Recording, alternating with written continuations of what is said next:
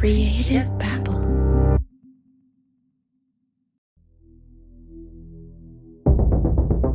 This podcast contains disturbing and violent content. Listener discretion is advised.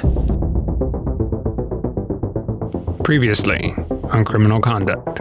Do you have any reason why he wouldn't have told people up here about it? I'm thinking the reason he didn't tell me is because I'd be thinking, well, shit, that's where all the money I'm giving you is going. So I seen all the crime scene photos, seen the blood stain on the fucking floor, you know? It just don't make no sense.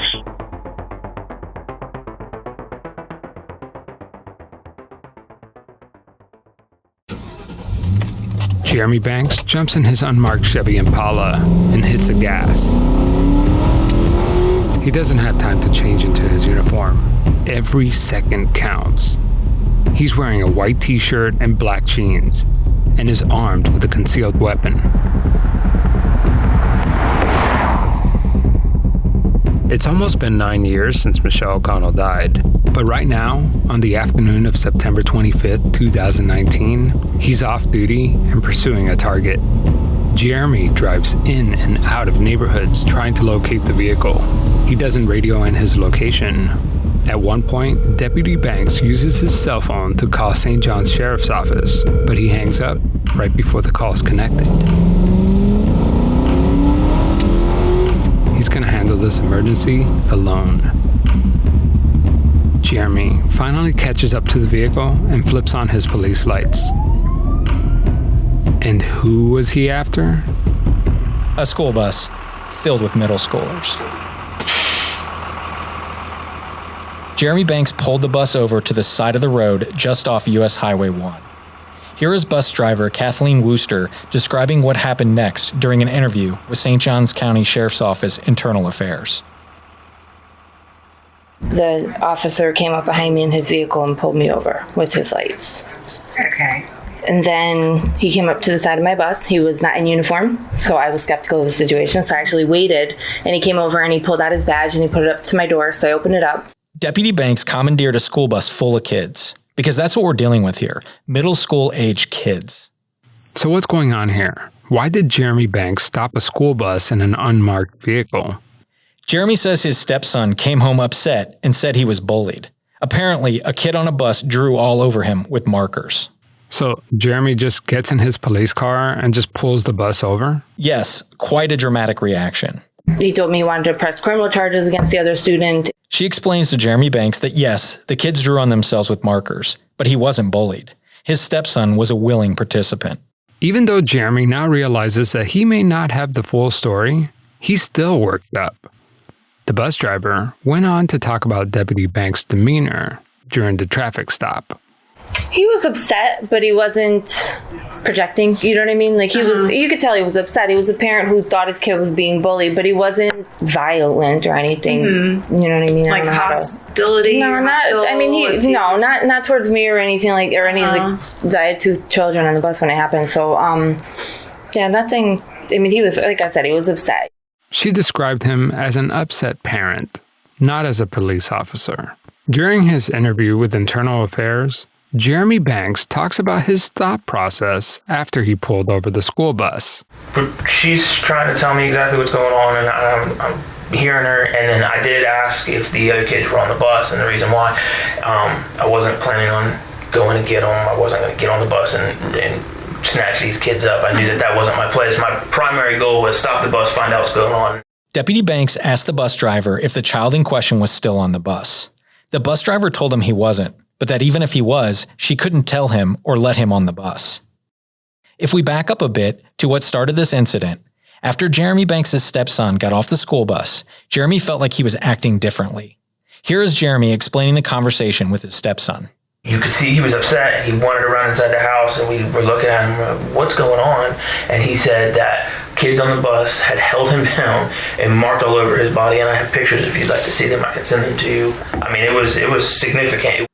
This discussion and the belief that his stepson was bullied prompted Deputy Banks to react. So I go cop mode.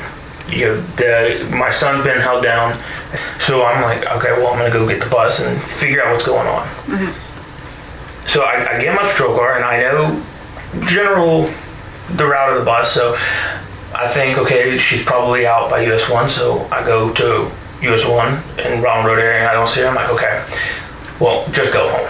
Just go home, figure this out. But he doesn't go home. He continues searching for the school bus. There's also one other thing that Jeremy Banks doesn't do. On my way out, I called the sheriff's office to find out who the YRD was, to have them en route, but then before anybody answered, I hung up. I said, no, let's find out what's going on first. Jeremy Banks started to call in the incident, but instead, he opted to go it alone. During the traffic stop, Deputy Banks never stepped onto the bus. The bus driver stated that she was initially nervous because he wasn't wearing a uniform, but she didn't feel threatened. But John, this must have been terrifying for the bus driver and for all those kids on board the bus. I mean, here comes this unmarked vehicle and a guy in plain clothes pulling the bus over. I mean, he could have been anyone. Yeah, I don't know what he was thinking. This was definitely an impulsive decision. Here, Jeremy attempted to further explain his actions. So I grabbed my ID out of my wallet real quick and I held it up to the door, just so she knew what exactly was going on, or who I was anyway. And she opens the door and I said who I was. I said I was Deputy Banks with the sheriff's office, that she had just dropped my son off at the house. I don't remember exactly how the conversation went, but she kind of cut me off and interjected and was just like, no, he was a willing participant. He knows he's completely in the wrong. It's one of those things where I know I probably shouldn't have gotten involved in regards to, this is my son. I should have, in the grand scheme of things, I know that juveniles aren't arrested and taken to jail. There's no immediate justice or nothing. I know nothing would have happened right then. So maybe I shouldn't have stopped the bus, but I didn't. Look, everybody has bad days. And as a parent, we would do anything to protect our kids. But Jeremy's actions here are really telling about his character. Whatever his reasons were for stopping that bus, it doesn't really matter. He made a snap decision without thinking things through. Throughout the interview, Deputy Banks tiptoed along the line of acknowledging what he did was wrong while stating that it was still justified.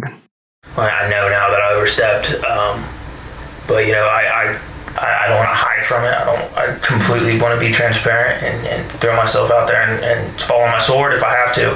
But at the time, I really thought my kid was bullied and battered, and I don't recall feeling the need to apologize for stopping the bus because I didn't have a reason. I felt that I had a reason. I had the reasonable belief that a crime had occurred, so stop the bus and let's see what we got. If I was there on duty, completely unrelated to the situation, and somebody got their kid off the bus and they told them what my son told me, and they looked at me and they said, what are you going to do about it? I'd go do the same thing. I'd stop the bus and I'd figure out what's going on. Can you imagine if cops stopped school buses every time a child claimed to be picked on? There wouldn't be a bus that could make it a round trip without being pulled over. Okay, so he stops the bus. What now? Was he planning on arresting the kid? Jeremy says he had no plans of pulling the kid out of the bus. He just wanted to learn what happened. Apparently, it couldn't wait till later that afternoon or even the next day. Even though all school buses in St. Johns County have onboard video cameras and recording equipment, this exchange was allegedly not recorded because the tape ran out prior to the incident. So did Jeremy face any repercussions for this stunt? Yes, but it was a slap on the wrist. Deputy Banks received a written reprimand for this incident.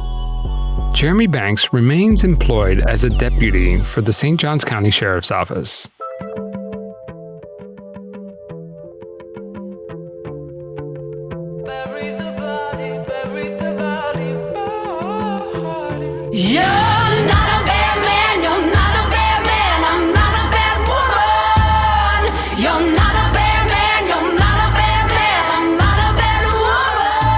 From the creators of Twisted and Pretend, this is Criminal Conduct Season 1, an investigative podcast looking into the death of Michelle O'Connell and the murder of Eli Washtock. Bury the body, bury the body, body, bury the body, bury the body, bury the body for me. You know, producing a true crime podcast, especially like Criminal Conduct, where it involves multiple episodes and you're unraveling this really complicated story, it's a lot like building a puzzle. You start thinking it's one thing and then it unfolds into something else. Well, guess what? Now there is this game that I've been playing with my family called Odd Pieces. It's a jigsaw puzzle, but instead of just building a pretty picture or a nice, beautiful scene, you are actually solving a mystery. So each piece you lay down reveals another clue, and you are basically the detective. I'm telling you, this took puzzles to a whole new level. And if you are looking for a cool gift idea, I'm telling you, this one is it. Go to oddpieces.com/criminal and use the code CRIMINAL at checkout for an exclusive 15% off your entire Odd Pieces order. I'm telling you, this is not an ordinary puzzle. Ordinary puzzles are boring. Try Mystery Puzzles by Odd Pieces. These puzzles will blow your mind and transport you to a world of endless possibilities. It's like watching a movie and anticipating what the cliffhanging plot twist is going to be. But instead of watching a movie, you're actually spending quality time with your friends and your family, and you get to see the mystery unravel before your very eyes. Go to oddpieces.com/criminal and use code CRIMINAL at checkout for an exclusive 15% off your entire Odd Pieces order. That's oddpieces.com/criminal. Use code CRIMINAL at checkout.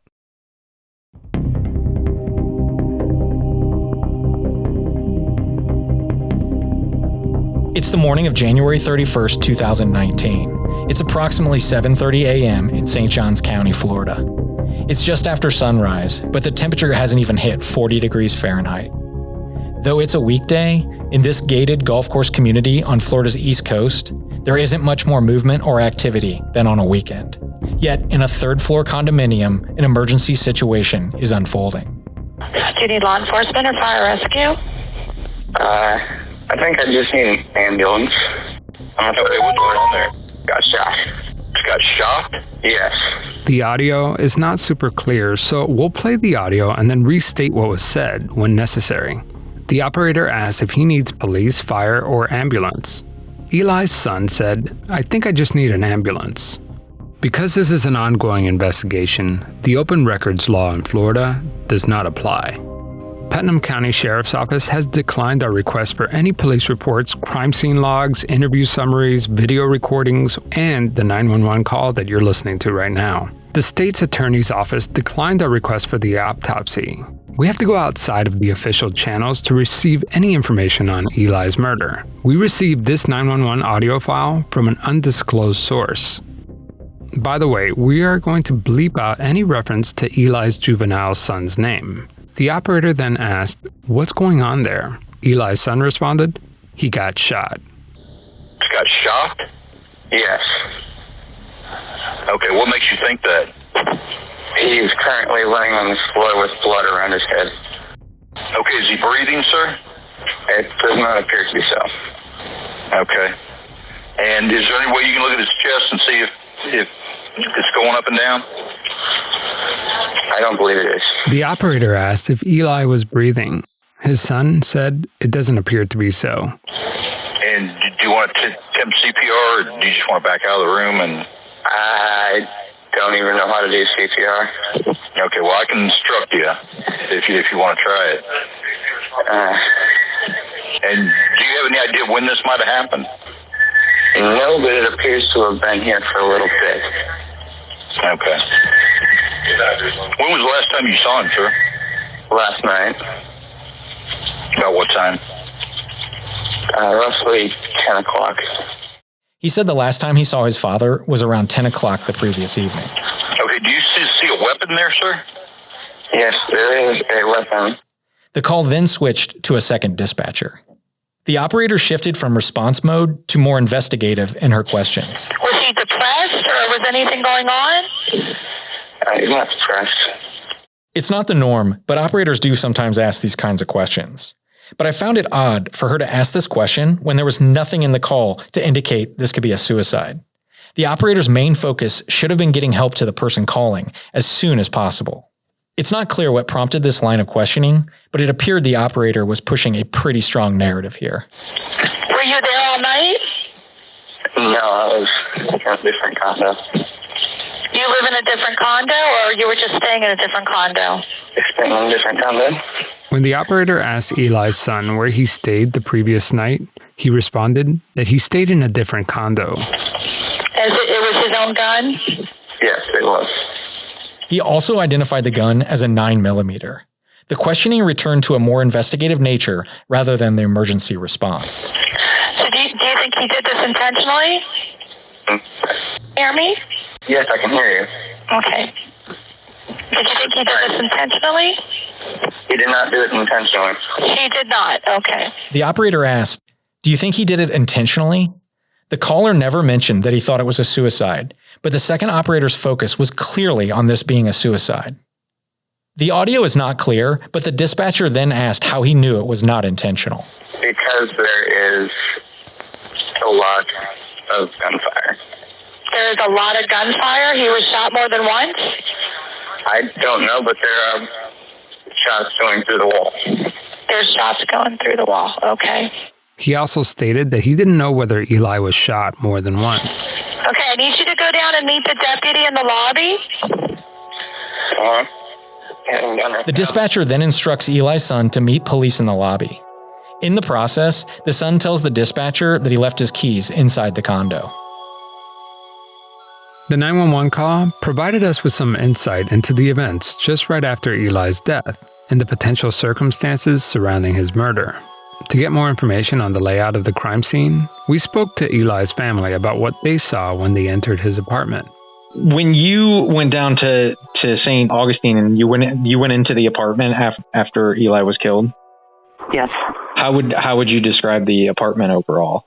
What I saw was everything was neat and tidy. It wasn't a mess, like it was ransacked or anything. This is Linda Washtock, Eli's mother, talking about the condition of the apartment after he was murdered. Where were the bullet holes? I mean, I know they were in the bedroom, but were they in the wall or where were they? In the wall. One had gone through a wall into the bathroom mirror. It went through from the bedroom into the bathroom? Yeah, the bathroom was in the bedroom. Were the bullet holes low on the wall or high, or where would you describe them in the... I would say both. Okay. How many bullet holes would you say there were? I don't really know. I would say, well, it didn't count, but there were more bullet holes than bullets in a chamber. I don't know what kind of gun he had or how many bullets fit in the gun, but it sounded a lot like somewhere along the line it got reloaded. Something about the crime scene didn't add up for Eli's sister, Jessica Tiffany. But it blows my mind away. There's how many bullet holes that we saw all over, and nobody heard gunshots. At most, we know that only one neighbor heard something during the night. And it's not clear if this person heard a gunshot or just a ruckus. No other neighbors reported hearing any gunshots, and we don't know if anyone called 911 when the gunshots rang out. This didn't occur in a single-family house far away from neighboring homes. This was a condominium complex, a 3-story building filled with inhabited condos. It's not clear how no one heard any of the gunshots. The murder weapon was Eli's handgun, and he didn't have a silencer for his gun. Plus, even with some kind of suppression, it's likely the gunshots would have been clearly audible to the neighbors. Eli Washtock lived in World Gulf Village in St. Johns County, Florida. The La Terra complex consists of 3 story apartment buildings with grand arch entrances and tiled roofs designed to represent the old Spanish colonial architecture of old downtown St. Augustine. There are 149 units across the 3 buildings. Eli Washtock lived on the 3rd floor of the middle building. Along with a 911 call, we were also able to obtain pictures from inside Eli's condo, which were taken after his murder, but prior to when the cleaning company arrived at the crime scene. Eli Washtock was killed inside the bedroom of his 1-bedroom condo. In order to better understand the crime scene, I will describe the layout of the room. Think of Eli's bedroom as a rectangle, and the entry to the doorway is in the bottom right corner of that rectangle. When you walk into the room, the closet's to your right and the television cabinet is to your left. In front of that TV cabinet is a queen-size bed. The bed, takes up most of the room. Eli was found on the floor on the far side of the bedroom. His body lay parallel to his bed, near the far wall, which has a window. John and I jumped on Skype the moment we received the pictures. We recorded our conversation. Yeah, so this picture right here that we're looking at, do you see my screen? Javier is pointing to a picture from inside Eli's bedroom. Beneath where Eli's body was discovered, there was a blood stain on the carpet where his head rested. I'm looking at this picture right now. I mean, it does appear to be a footstep near a couple feet away from the pool of blood. That's what it looks like. And I mean, so what you know is that the person that stepped there, they stepped there after Eli was killed or after he was shot and bleeding out. And that the person was most likely on the other side of him to do that. Yeah.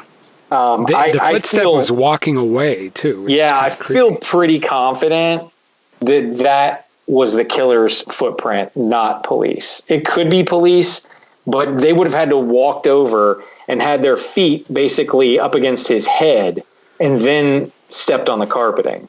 It's possible, but I think that I would lean toward that footprint being from the killer. You know, also the bloody footprint, we know that Eli's son was the one that called 911. Maybe he was checking on him, and maybe that's how the bloody footprint got there. Yeah, that's true. It's possible. The partial bloody footprint stain is positioned between the end of the bed and the television cabinet.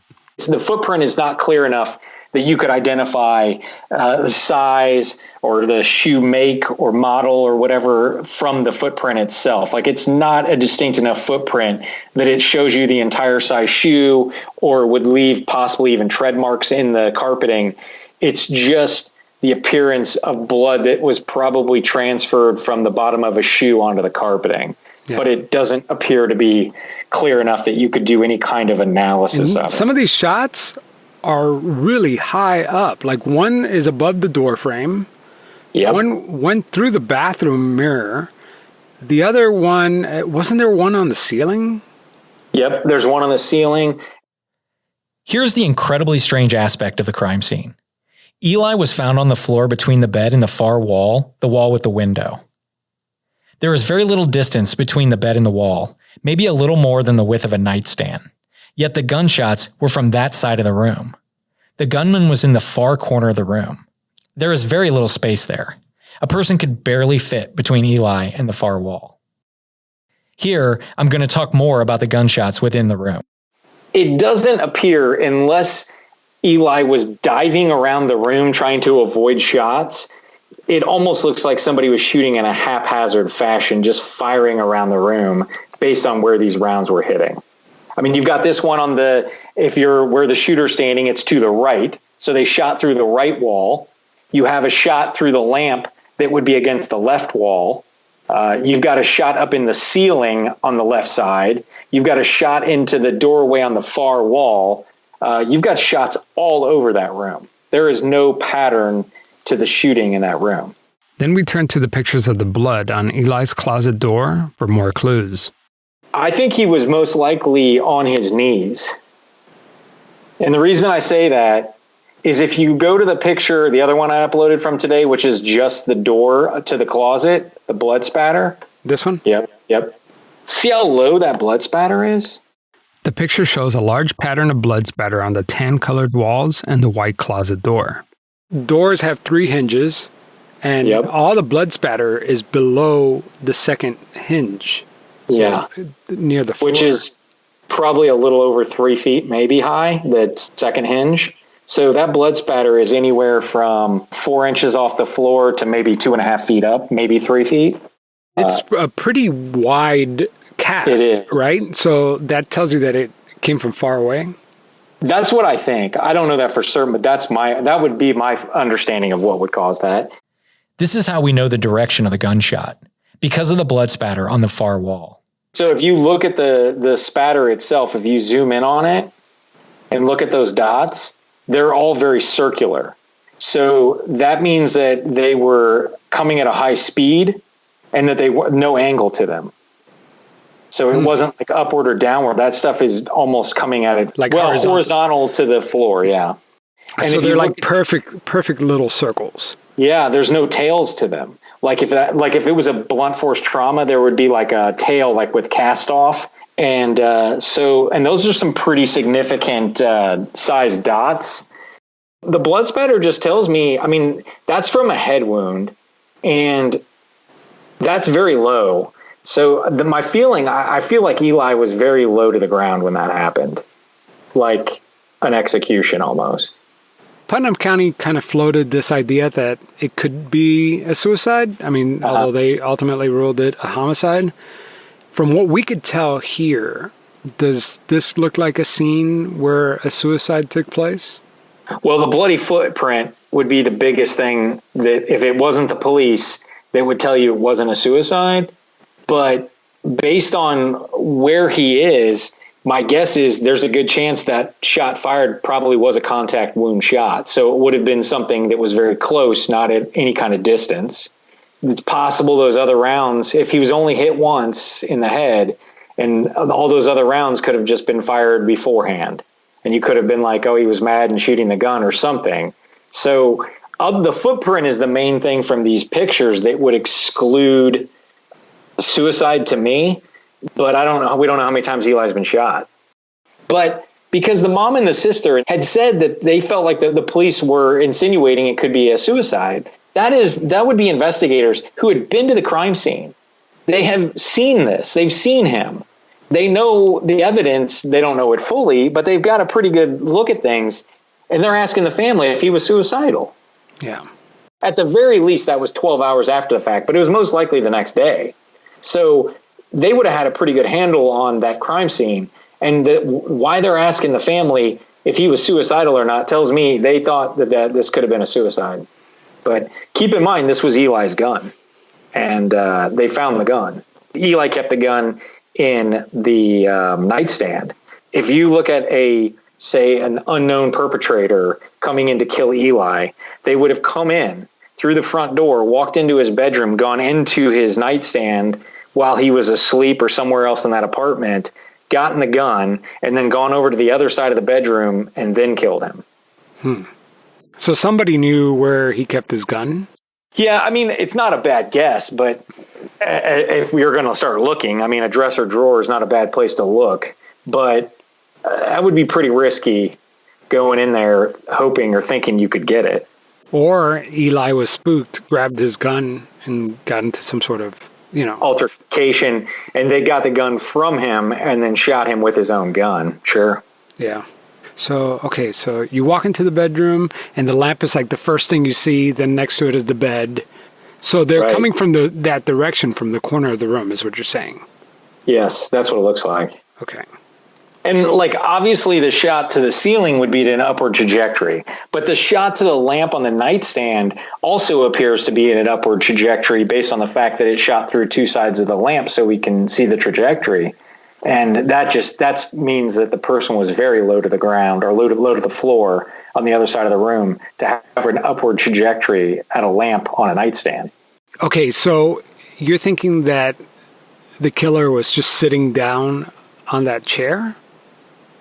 I think it's possible that killer was sitting in the chair. The killer could have been sitting on the floor in the room. The killer could have been kneeling on the floor as well. But I feel like they were in a very low crouched position on the far side of the room. So I'm seeing at least 3 or 4 bullets. My understanding is it sounds like there were probably closer to 10 rounds fired. Remember Eli's front door? News reports said the door was replaced because it was broken in. Eli's son locked the door when he left the apartment, so when the police entered, they're the ones that had to break the lock to get into that apartment. Right, so because the initial reports were that somebody broke into his apartment and killed him, but now we're thinking maybe that was the police? Yeah, I don't think there was no forced entry. That was the police, I think, that did that. And what else do we know about the apartment? Was anything taken? There was money missing. The missing money was identified by Eli's son. It was hidden in a dish inside a kitchen cabinet. It's not clear how much money was missing or how the perpetrator even knew that the money was there.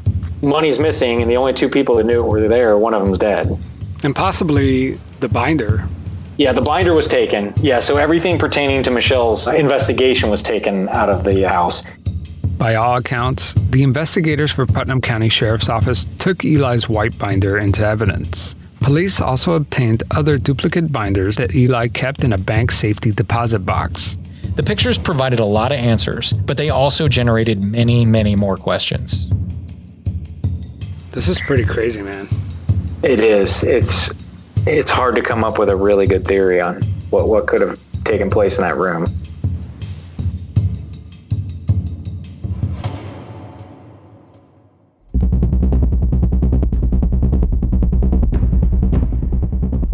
On the morning of January 31st, 2019, the St. Johns County Sheriff's Office responded to the 911 call you just heard. After arriving at the scene, it was determined that Eli Washtock was investigating Michelle O'Connell's death. How exactly they determined that, we don't know. Once the responding officers figured out that there was a connection to the Michelle O'Connell case, they sent the information up the chain of command. The decision was made to recuse the organization from this investigation. St. Johns County Sheriff's deputies stayed on the scene for at least 4 hours before turning the case over to a neighboring department, Putnam County Sheriff's Office. Putnam County is to the southwest of St. Johns County. The slogan on the county's tourist site is, quote, "Visit Putnam County and slow down." Overseeing the Putnam County Sheriff's Office is Sheriff Gator Deloche. The entire county has only 75,000 residents, which results in a significantly smaller sheriff's office than St. Johns County. Putnam County Sheriff's Office provided a few press conferences regarding Eli Washtock's death, and what they said was quite vague. Here are Eli's sister and mother talking about the initial reports. If you look at the original reporting and a lot of things that were said and how the police presented it, it really sounded like a suicide. Yeah. I mean, that's, when I first heard about it, that's what I thought was going to be the conclusion.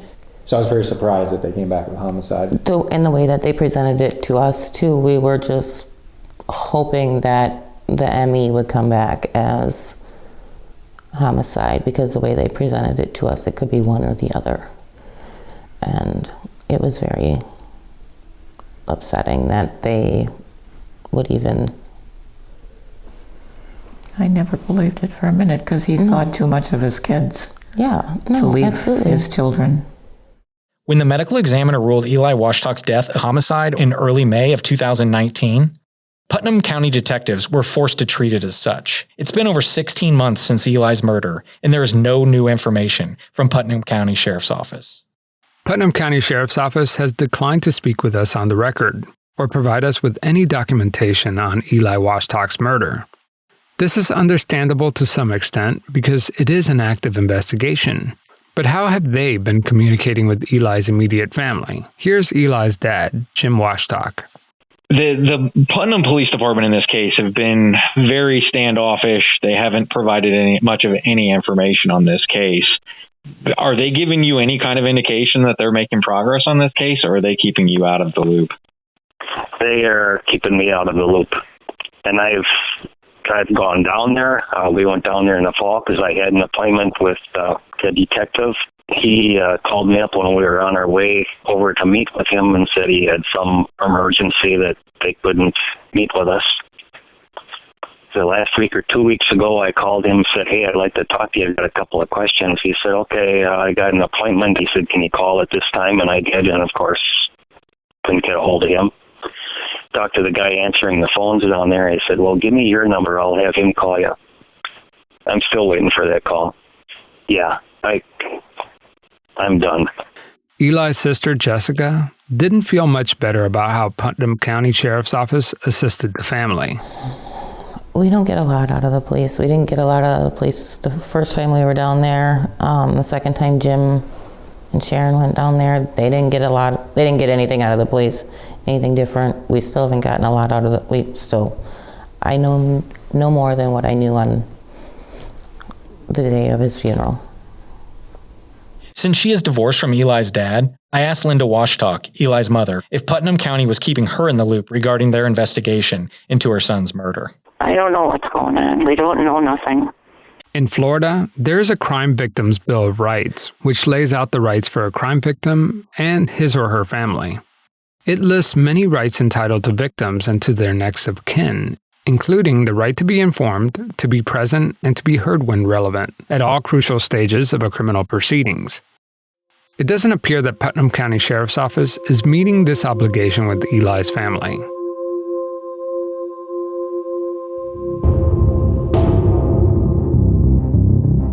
To delve deeper into who may have been in or near Eli's condo when he was murdered, we incorporated geofencing technology. Is this where you drop a ring around the location just for a given time to determine which cell phones were there? Yes, but it's not that straightforward. The technology utilized only provided a randomized, anonymous code for each cell phone. So how does this help us if it doesn't identify a phone number or the person who owns the phone? Well, we can track the movements of a given cell phone, and depending on the movements, we can possibly figure out whose phone it is. Okay, so what did we find out? After placing a ring around Eli's condo during the time he was likely murdered, we accumulated a list of randomized codes associated with cell phones in the immediate area. After we eliminated neighbors and also likely law enforcement officers responding to the 911 call, we zeroed in on about a half a dozen phones. The first thing we did was figure out where those cell phones went after they left the area of the crime scene. These would be the cell phones that entered the vicinity of the crime scene and then left prior to the 911 call. Keep in mind that Eli lived in a condo building. This technology doesn't account for vertical space, so anyone could be on the first floor or the third floor and it wouldn't differentiate. How about the distance? How wide of a ring did you create around Eli's condo? As this perimeter encompasses about 100 feet around Eli's condo, which means it covers many condos other than his specific condo. It also captured parts of the surrounding landscape and parking areas. These results only indicate that the cell phones were in close proximity to Eli's condo, not necessarily in it by any means. All right, so let's talk about the results. What did you find? Since many people thought his murder might be tied to his looking into Michelle O'Connell's case, I figured we should cover that angle. We put rings around St. Johns County Sheriff's Office, Putnam County Sheriff's Office, and others who may have a vested interest in the outcome of an investigation into the death of Michelle O'Connell to see if anyone left Eli's condo and went to any of these locations. Did any of these phones go to any of those locations? No, and just to be sure, we tracked the movements of all 6 cell phones after the murder, and none of them went anywhere that could be even remotely connected to anyone with St. Johns County Sheriff's Office. So what do you make of these results? Since the technology only pulls a subset of all the cell phones in the immediate vicinity of Eli's condo, it only provides us with a partial answer. Not everyone carries their cell phone everywhere they go, especially if they plan to commit a felony. Regardless, these results provided a sampling, and based on our sample, it's unlikely anyone came into Eli's condo from outside the complex within the likely time frame of the murder. I'm pretty confident in the technology, but I also know that the net we cast has holes in it. It could have missed someone, but it also helps to direct our focus regarding possible persons of interest. And as of right now, none of the phones track to anyone outside of World Golf Village. Several people close to the case claim that Jeremy has an alibi. However, we have no proof of this. Here's community activist Ed Slavin talking about Jeremy Banks. Somebody connected to Jeremy Banks actually put out there the day of the homicide being discovered that Jeremy Banks had an alibi because he was in training. Now, training is ordinarily between like 8 and 5. And I don't know, what time was the homicide? There's really no way to know if Jeremy Banks has an alibi or not because we really don't know exactly when Eli Washtock died. And there's a good chance that we don't know who the suspect is because we don't have a clear picture of who Eli was spending his time with. Could there have been another person in his life? Putnam County investigators have possession of Eli's computer and his cell phone. They can easily recreate Eli's network to figure out the characters in his life. So let's go back to the press conference where Putnam County announced Eli's death. I just think we're trying to understand if there's no threat to the community, but there's not a suspect caught, that there's a little bit of confusion between those two facts. Again, because of the nature of the investigation, I cannot divulge why we believe that, but we are confident that there is no threat to the community. Okay? Thank you. All right. Why were police so confident that the murderer was not out there? We asked St. Johns County Sheriff David Shore about the investigation into Eli's murder. I have one more question for you. Go ahead, John. My last question for you would be, why did you choose not to investigate Eli Washtock's death? You being St. Johns County. Whose death? Eli Washtock. Who's Eli Washtock? Eli Washtock, Craig Washtock, or Ellie Marie Washtock. That guy. That guy comes into town. He's a transvestite or some shit. I don't even know the whole story. Who got spun up on this thing through the World Wide Web or whatever. And he winds up here. I don't really know much about him. He wasn't here long. He's living on one floor of a condo. His son's living on the bottom floor of the condo. Blah, blah, blah, blah, blah. But because he had an interest in the Michelle O'Connell case and he was allegedly investigating it, what did people do? Oh. Guy was a nut job. He's what he was. I know he's dead, and I feel terrible about that, but I can't help it. I mean, I got a pretty good idea who killed him, but, you can only do what you can do, right, under the law. Based on the fact that he was looking into Michelle's case, you felt it was prudent to not investigate? Oh, why we didn't? Yeah, yes. At that point, yes. All right, I got your question now, John. No, the reason I did that was because by then this case was, anything touching the O'Connell case is what they put us through with their insanity. And it's been insanity, vicious insanity, by the way. If Sheriff Shore knows who killed Eli, then Putnam County Sheriff's Office surely knows. So where do things stand with the Michelle O'Connell death investigation? Where will it go from here? Here are Sheriff Shore's comments on the future of this case. I normally wouldn't even be talking about this case, quite frankly, because I'm kind of done with it. I really am. I mean, and it's one of the reasons I was kind of putting you off. Plus, I've had a million things going on, but I don't really, because it doesn't serve any purpose, because number one, the case can never be prosecuted. We already know that. So if, let's say, for instance, Jeremy came up and admitted more he killed her. We can't prosecute him. Rusty Rogers has fucked this case up so badly that if we had it on video, we couldn't prosecute the son of a bitch. But he didn't kill her.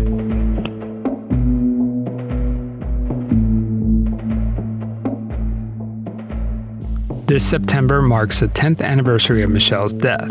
Throughout this decade, Michelle's case has seen many turns. 3 medical examiners ruled her death a suicide. Then a crime scene reconstructionist hired by FDLE contradicted the previous rulings and said her death was most likely a homicide. Despite this new forensic evidence, State Attorney Brad King declined to prosecute. Then, the governor of Florida got involved and reopened the case, and ultimately decided to let it go. But this case is not over. There's no statute of limitations for homicide. Michelle's body was exhumed in 2016, and it was discovered that she had a broken jaw. That evidence was never re-examined by authorities. And just now, in this podcast, we released Anna Cox's blood spatter report commissioned by Eli Washtock. This never-before-seen evidence can't be ignored. Now, it's up to the new sheriff of St. Johns County to decide if the broken jaw and the blood-soaked shirt is enough to reopen the case. Only time will tell.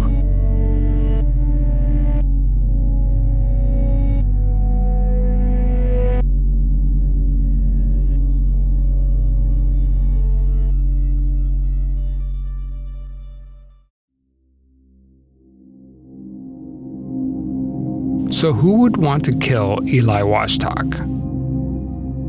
Many people have looked into the Michelle O'Connell case. It wasn't just Eli Washtock. So if Jeremy Banks was out for revenge for anyone building a case against him, he would have a long list of people to go after, including state attorneys, state investigators, forensic professionals, private investigators, just to name a few. So why would he pick Eli of all people? It doesn't make sense. No, it doesn't. Even if the evidence doesn't lead investigators to a potential suspect, police usually focus on the victim's family and close friends as a means for gathering information, but also possibly to flesh out the culprit. From there, the next ring would include work associates and acquaintances. Beyond that, you move into the stranger realm, and stranger killings are pretty rare. I guess it's hard to prove a negative, but we haven't uncovered any information or any evidence that would lead us to believe that anyone from St. Johns County Sheriff's Office or anyone closely related to the Sheriff's Office was involved in Eli's death in any way. If this ever changes in the future, we will definitely report on it. What characteristics of Eli's murder lead you to believe that it was someone close to him? First of all, there was no forced entry. Who had a key? Who would Eli let into his condo? Second, the murder weapon was Eli's gun. Who knew he had a gun and where he kept it? Is there anything else that leads you to believe that this was someone close to Eli? Yes, the money was allegedly missing from his condo. Money that was hidden inside a dish in a kitchen cabinet. Crime scene technicians don't regularly search sugar containers or inside dishes to look for hidden items unless there's a specific reason to do so. This means the perpetrator knew the money was there and took it. This would only be someone Eli trusted enough to tell this person the location of the money. Where was Eli's ex-girlfriend, Katrina, when he was killed? Katrina Van Knocker was in Wisconsin when Eli was murdered. She flew down to St. Augustine on the evening of January 31st, 2019, after learning of his death. Eli's young daughter was in Wisconsin with her mother. The rest of Eli's family was also in Wisconsin when he was killed. It was just Eli and his teenage son in St. Augustine. An off-the-record source indicated that there is something on Eli's cell phone that led investigators to believe that he had a close relationship with someone at the time of his murder. This person may know more than she has revealed at this point. We spoke with her, but she refused to allow us to interview her for the podcast. The information she did provide was vague and added little context. Could this person hold the key to understanding who wanted Eli Washtock dead?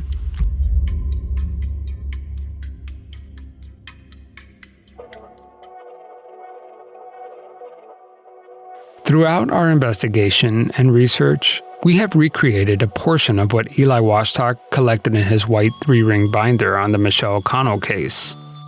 We couldn't track down everything because many of the experts that he contacted couldn't even confirm for us whether he hired them or not, much less provide us with any of their findings.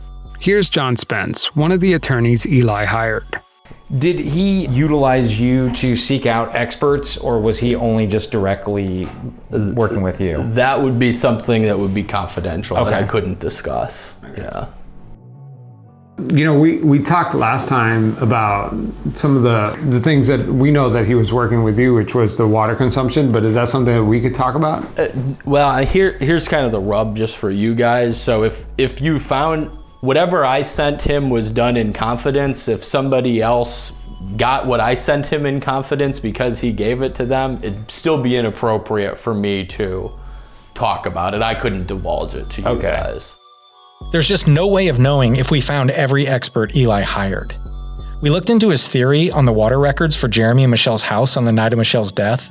We spoke with lawyers who advised him on various legal avenues, and we obtained many of the same documents Eli gathered, such as crime scene photos, police reports, depositions, autopsy reports, and timelines. We also tracked down the blood spatter expert, Anna Cox. Eli hired her to do a blood spatter analysis based on the crime scene photos from Michelle O'Connell's death. Eli died prior to learning any of her results. We were able to view her report and interview her. Her expert opinions certainly would have gone into Eli's binder. If and when Eli Washtock's murder case is closed, we will be able to compare what we compiled with what Eli had. Until then, we will keep collecting items to complete our collection. I asked Eli's childhood friend, Matt Utek, about what resolution would look like for them with regard to Eli's murder. I mean, ultimately, if whatever you believe in afterlife or what would satisfy people, I think Eli would be perfectly satisfied, whatever happened to him never being solved, if the truth came out about the Michelle O'Connell case.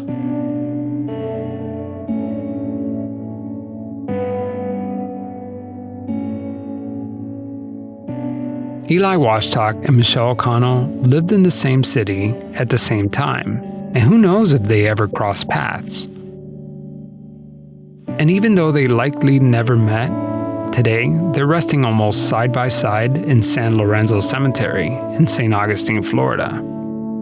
Friends and family who visit place sunflowers on both their grave sites.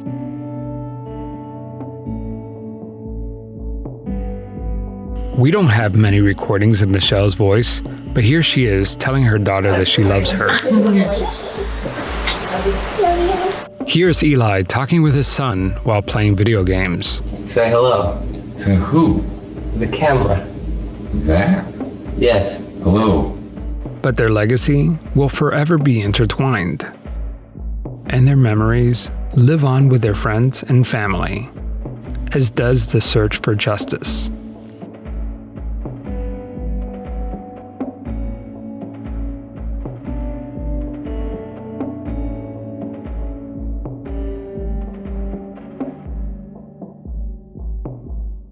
Be on the lookout for Season 2, coming out in 2021.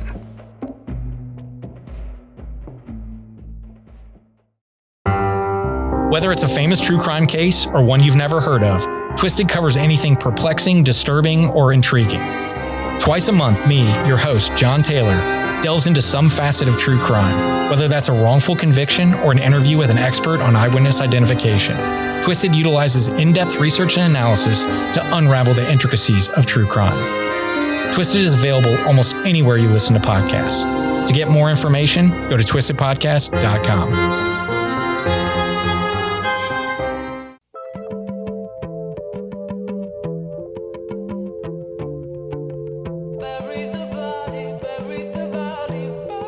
A special thanks to our executive producer, AdvertiseCast, and to Ruby Rose Fox for allowing us to use her song, Bury the Body. Her music is available anywhere you can purchase music. If you enjoy the podcast, please leave us a review wherever you listen to podcasts. Also, make sure to check out our other shows. John Taylor hosts a podcast called Twisted. Each episode, John unravels intricacies of true crime and does a deep dive analysis of some of the most thought-provoking crime cases. And check out the show Pretend Podcast. It's hosted by me, Javier Leiva. Pretend is a true crime documentary-style podcast about real people pretending to be someone else. I interview con artists and their victims. The links to both of our shows are in the show notes.